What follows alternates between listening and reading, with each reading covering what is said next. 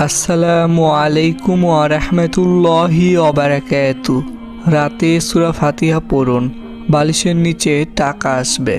আপনারা যে কোনো একটি বালিশ শুধুমাত্র আপনাদের সামনে রাখবেন, রাখার পর সূরা ফাতিহাটি পড়বেন ইনশাআল্লাহ। তারপর দেখবেন যে বালিশের নিচে টাকা আসবে।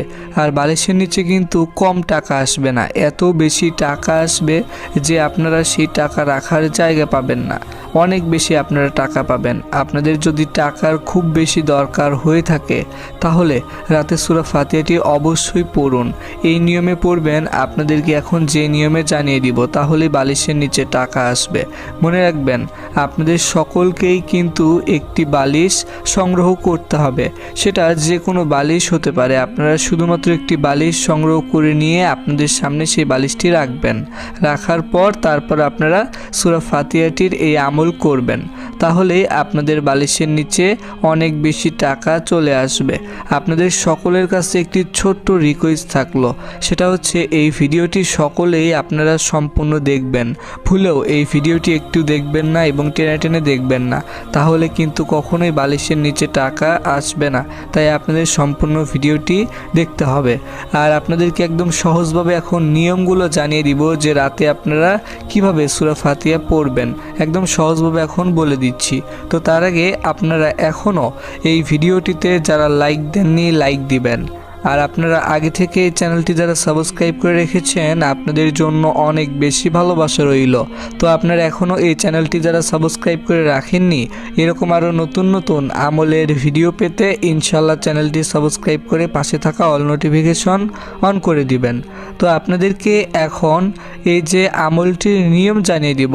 এই আমলটির নিয়ম এত গুরুত্বপূর্ণ যে আপনারা যদি একটি পয়েন্ট মিস করেন অথবা আপনারা যদি আমলটির এই ভিডিওটি একটি সেকেন্ড মিস করে দেখেন তাহলে কিন্তু আমলটির নিয়ম বুঝতে পারবেন না।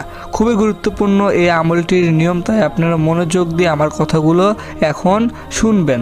তো এই আমলটি করার জন্য আপনাদের অবশ্যই সকলকে সূরা ফাতিহা মুখস্থ থাকতে হবে। যাদের মুখস্থ নেই ইনশাআল্লাহ মুখস্থ করে নেবেন।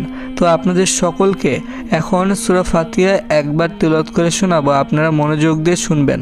আর এই আমলটি কিন্তু ছেলে মেয়ে ছোট বড় আপনারা সকলেই করতে পারবেন।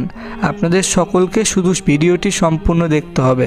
যখন ভিডিওটি সম্পূর্ণ দেখা হয়ে যাবে তারপর আপনারা রাতে সূরা ফাতিহা এইভাবে পড়বেন, তাহলে বালিশের নিচে টাকা আসবে। তো আপনারা এখন সকলেই সূরা ফাতিহাটির তেলাওয়াত মাত্র একবার শুনুন। আউযু বিল্লাহি মিনাশ শাইতানির রাজিম। বিসমিল্লাহির রাহমানির রাহিম। আলহামদুলিল্লাহি রাব্বিল আলামিন। আর রহমানির রাহিম। মালিকি ইয়াউমিদ্দিন। ইয়াকা না'বুদু ওয়া ইয়াকা নাস্তাঈন। ইহদিনাস সিরাতাল মুস্তাকিম। সিরাতাল্লাযীনা আন'আমতা আলাইহিম গায়রিল মাগদুবি আলাইহিম ওয়ালাদ-দাল্লিন। আমিন। আশা করছি আপনারা সকলেই সূরা ফাতিহাটির তেলাওয়াত শুনতে পারলেন এবং বুঝতে পারলেন। তো এই যে সূরা ফাতিহা রয়েছে, আপনাদের সকলকে সূরা ফাতিহা এই আমলটি করার জন্য মাত্র কয়েকবার পড়তে হবে। আর আপনারা অনেকে হয়তো ভাবছেন যে এই আমলটি করার জন্য শুরুতে কি করবেন। মনে রাখবেন, এই আমলটি করার জন্য আপনাদের যা যা করতে হবে এখন একদম স্টেপ বাই স্টেপ, মানে শুরু থেকে শেষ পর্যন্ত নিয়ম ক্লিয়ারভাবে বলে দিচ্ছি। তো এই আমলটি করার জন্য প্রথমত আপনাদের আগে এই ভিডিওটি যখন সম্পূর্ণ দেখা হয়ে যাবে এবং আমলটির নিয়ম বোঝা হয়ে যাবে, তারপর আগে একটি আপনার বালিশ সংগ্রহ করবেন। বালিশটি কিন্তু পরিষ্কার পবিত্র হতে হবে, এটা আপনাদের অবশ্যই খেয়াল রাখতে হবে। তো আপনারা বালিশটি যখন সংগ্রহ করে নেবেন তারপর অজু করবেন। অজু করে আপনারা এমন একটি জায়গাতে বসবেন যে জায়গাতে আপনার আশেপাশে কোনো প্রকার কোনো মানুষ থাকবে না, এবং বালিশটি আপনারা যে জায়গাতে রাখবেন সেই জায়গাটি যেন পরিষ্কার পবিত্র একটি জায়গা হয়, এবং আপনি যে জায়গাতে বসবেন সেই জায়গাটিও যেন পরিষ্কার পবিত্র হয়। তো আপনারা এই আমলটি যে করবেন, বালিশ যে কোনো সাইডে রাখতে পারেন, সেটা আপনার সামনে আপনার পেছনে ডানে বামে যে কোনো জায়গাতে বালিশ রাখতে পারবেন। আর আপনারা এই আমলটি চলাকালীন অবস্থায় বালিশের দিকে তাকাবেন না এবং আপনারা বালিশ স্পর্শ করবেন না। আপনাদের অবশ্যই এটা খেয়াল রাখতে হবে। আপনারা ভুলেও বালিশে হাত দিবেন না এবং বালিশে স্পর্শ করবেন না। এটা খুবই গুরুত্বপূর্ণ একটি কথা, কারণ এই আমলটির যেটা নিয়ম রয়েছে আপনাদেরকে সেগুলোই বলে দিচ্ছি। তো আপনাদের যখন এইভাবে বালিশটি রাখা হয়ে যাবে, তারপর প্রথমত আপনাদের এই আমলটি করার জন্য একটি দোয়া পড়তে হবে। সূরা ফাতিহা পড়ার আগে অবশ্যই এই দোয়াটি মাস্ট বি পড়তে হবে। দোয়াটি হচ্ছে আউযু বিল্লাহি মিনাশ শাইতানির রাজিম। তো আপনারা আউযু বিল্লাহি মিনাশ শাইতানির রাজিম এই দোয়াটি প্রথমে মাত্র 21 বার পড়বেন। যখন 21 বার পড়া হয়ে যাবে, তারপর আপনারা সকলেই সূরা ফাতিহা পড়বেন। তো সূরা ফাতিহা আপনাদেরকে তো একটু আগে তেলাওয়াত করে একবার শুনিয়েছি এবং এই ভিডিওটির স্ক্রিনে এখন আপনাদের বেশি সুবিধার জন্য মুখস্থ করানোর জন্য দিয়ে দিচ্ছি। তো আপনারা এই যে দেখতে পাচ্ছেন, এখান থেকে দেখে সকলেই সূরা ফাতিহাটি মুখস্থ করে নেবেন। তো সূরা ফাতিহা আপনাদের তারপর কতবার পড়তে হবে এবং কিভাবে পড়তে হবে আপনারা তো আশা করি বুঝতে পেরেছেন এই আমলটি কখন করতে হবে। আমি আপনাদের আবারও সুবিধার জন্য বলে দিচ্ছি, আমলটি কিন্তু ভুলেও দিনের বেলাতে করা যাবে না এবং অন্য কোনো টাইমে করা যাবে না। যেমন আপনার হয়তো ভুলে দুপুরে বিকেলে আমলটি করতে পারেন অথবা সন্ধ্যায়ও এই আমল করতে পারেন। আপনারা এই ভুলটি করবেন না। এই আমলটির সময় শুধুমাত্র রাতের বেলা। তো রাতের বেলা আপনারা এই আমলটি কোন টাইমে করবেন সেটা একটু পর আপনাদেরকে বলে দিব সহজভাবে। তো এই আমলটি করার জন্য আপনাদের সূরা ফাতিহা যে পড়তে হবে একটি নিয়মে পড়তে হবে।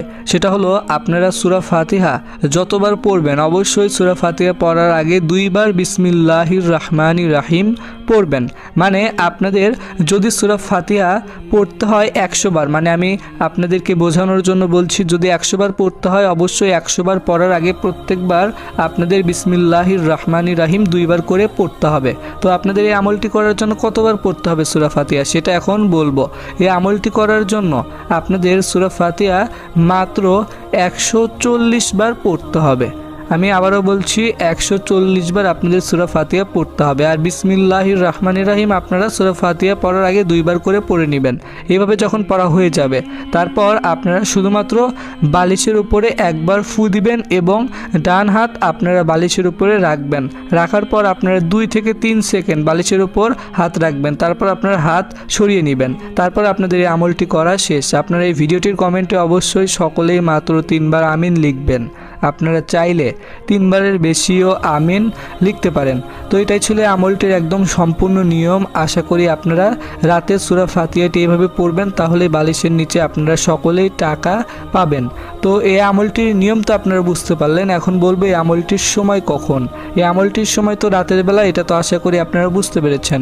তো রাতের বেলা এই আমলটি আপনারা কোন টাইমে করবেন? রাতের বেলা আপনাদের এই আমলটি করতে হবে রাত 9টার পরে থেকে। অবশ্যই আপনারা রাত 9টার পর এই আমলটি চালু করবেন। আর এই আমলটির শেষ সময় হচ্ছে রাত 2টা পর্যন্ত। তো এই যে টাইম রয়েছে এই টাইমের ভিতরে ইনশাল্লাহ আপনারা এই আমলটি করবেন। আর আপনারা যারা নামাজ পড়েন না সকলেই 5 ওয়াক্ত নামাজ পড়বেন।